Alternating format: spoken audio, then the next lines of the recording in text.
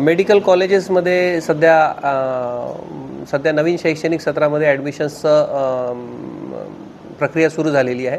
या संदर्भात बरेचसे जे पालक आहेत यांना कॉलेजेसमध्ये MBBS कॉलेजेसमध्ये ॲडमिशन मिळवून देण्याच्या आमिष दाखवून बऱ्याचशा पालकांची फसवणूक होत असल्याची बाब पोलीस विभागाच्या निदर्शनास आलेली आहे। या संदर्भात पोलीस विभागाने स्वतःहून या संदर्भातली गुप्त माहिती प्राप्त करण्याची प्रक्रिया सुरू केलेली आहे।